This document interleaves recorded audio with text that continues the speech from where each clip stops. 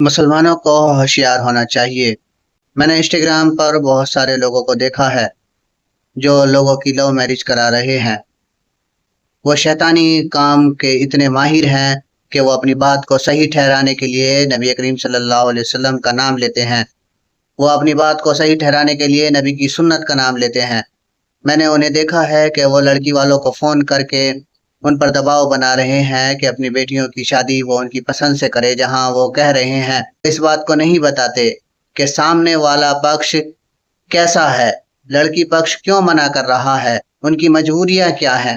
وہ ان کا خیال نہیں کرتے۔ انہیں لڑکی کی اور لڑکی کے گھر والوں کی عزت کا خیال نہیں۔ وہ اپنی بات کو صحیح ٹھہرانے کے لیے غلط بیانی کر رہے ہیں۔ ان کی منشا اگر کامیاب ہوئی تو مسلم معاشرہ بکھر جائے گا۔ وہ زنا کو پروموٹ کر رہے ہیں۔ اگر ان کی بات پر ہمارے نوجوان چلتے رہے تو ہمارے گھروں سے لیلا اور مجنو نکلیں گے، جنہیں یہ لگے گا کہ ہمارے ماں باپ تو اب بیوقوف ہیں۔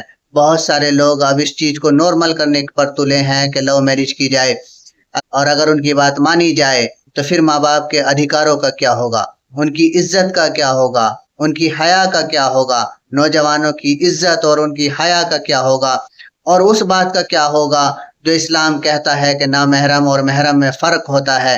تم اگر اس بات کو پروموٹ کرتے ہو تو نامحرم اور محرم کا فرق کہاں رہتا ہے؟ پھر تو گھر گھر سے لیلا مجنون نکلیں گے، ہماری قوم کے نوجوان عیاش ہو جائیں گے۔ تم کس چیز کو پروموٹ کر رہے ہو؟ تم اپنی باتوں کو صحیح ٹھہرانے کے لیے غلط بیان کر رہے ہو، سنتوں کو غلط طریقے سے پیش کر رہے ہو۔ تم صحیح نہیں ہو۔ تم ہو ایجنٹ دجال کے، تم شیطان کے نمائندے ہو، تم مسلمانوں کے ہمدرد نہیں۔ ہم تمہیں اچھی طرح سے جانتے ہیں کہ تم کس طرح کے کام کر رہے ہو اور کسے پروموٹ کر رہے ہو۔ میرا پوری مسلم قوم سے اور نوجوانوں سے اپیل ہے کہ ایسے لوگوں کے سامنے ڈٹ کر کھڑے ہوں، ان کا مقابلہ کرے۔ ہمارے گھروں میں، سب کے گھروں میں بہن بیٹیاں ہیں، وہ ہماری بہن بیٹیوں کو زنا کے دلدل میں دھکیل دیں گے۔ ان کی منشا ہماری بہن بیٹیوں کو ایکسٹرا میریٹل افیئر میں پھنسانے کی ہے۔ وہ گھروں کی عزت کو پامال کر دیں گے، وہ ہماری بیٹیوں کو مرتد بنا دیں گے۔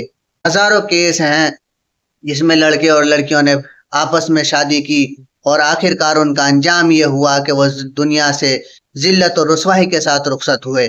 نہ ان کے پاس ایمان بچا، نہ دین بچا، نہ عزت بچا، نہ آبرو بچی، نہ ان کے ماں باپ کی عزت آبرو بچی۔